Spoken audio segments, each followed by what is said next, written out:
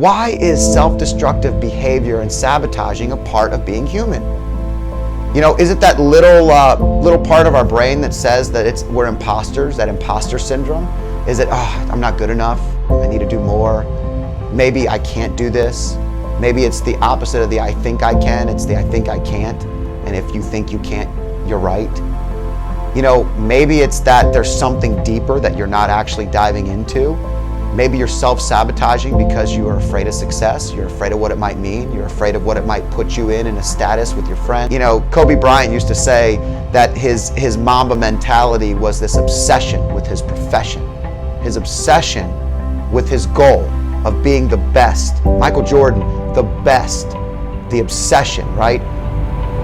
Pele, Messi, all these great athletes. I mean, I could go on and on. I admire their passion and their focus, but it's obsession, right?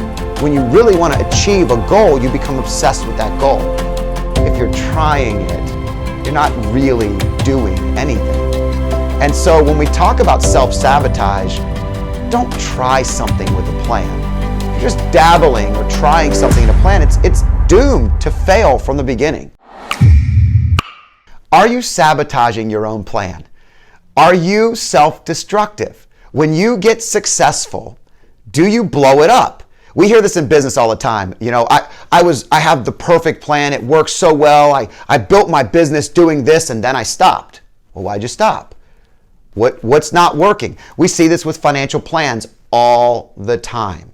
Why is it that somebody comes in, they want a financial plan, they want to discuss how they're going to get from point A to point B, they want to know when they can retire, they want to know if they can retire, they want to know if this job is the best job for them with this salary, and you lay it all out and you lay a plan out, and they literally are like, oh, it's everything I needed, and 6 months later they're like, do you think we should change the plan? No, we shouldn't change the plan. When you're on a diet and a meal plan, do you self-sabotage?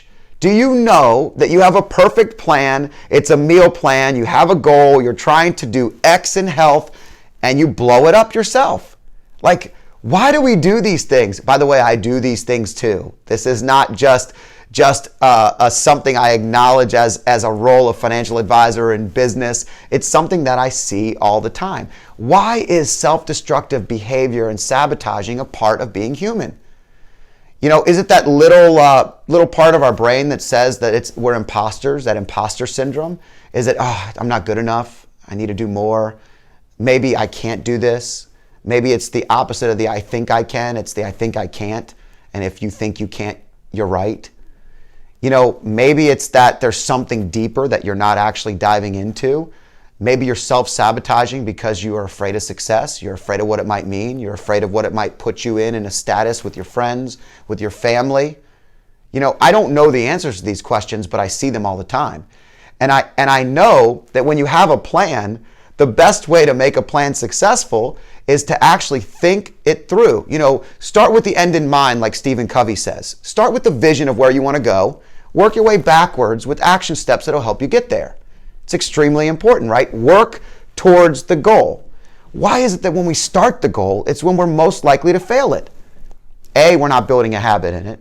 It's not becoming a habit. And if you're not doing it continuously, if you're not thinking about it continuously, if you're not super, super focused on it, almost obsessed, you know, Kobe Bryant used to say that his Mamba mentality was this obsession with his profession, his obsession with his goal of being the best. Michael Jordan, the best, the obsession, right? Pele, Messi, all these great athletes. I mean, I could go on and on. I admire their passion and their focus, but it's obsession, right? When you really want to achieve a goal, you become obsessed with that goal. If you're trying it, you're not really doing anything. And so when we talk about self-sabotage, don't try something with a plan. If you're just dabbling or trying something in a plan, it's doomed to fail from the beginning. I'm going to try to do this. Anytime someone says I'm going to try to do this, I'm really immediately asking them, are you doing it or are you just trying it? Because trying it doesn't mean you try on clothes. Are you buying them or are you not buying them? What are we doing here?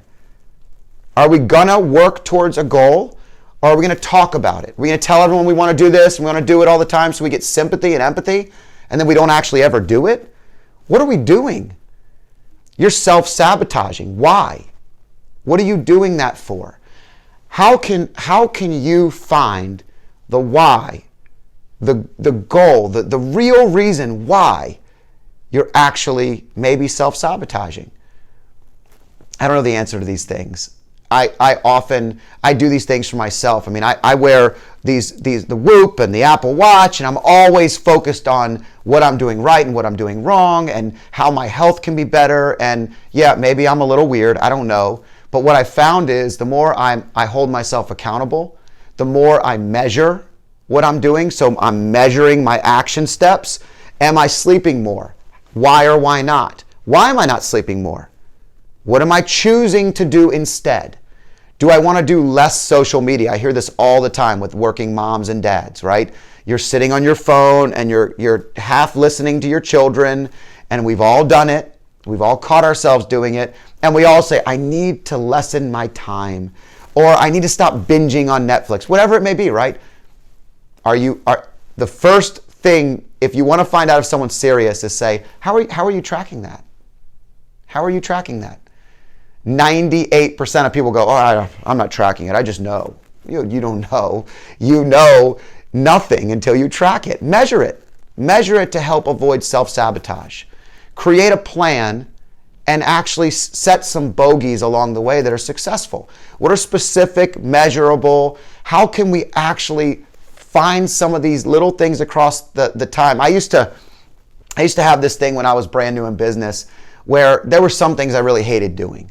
You know, I wasn't a fan of knocking on doors and cold calling when I had zero business, right? I had to make it a game.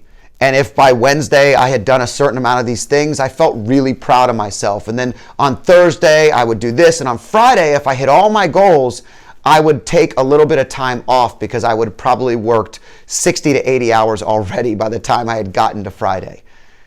It was a game I played with myself to help me hit goals of things that I was struggling with early in my career. And it was silly, but it was really, really a way for me to avoid self-sabotage.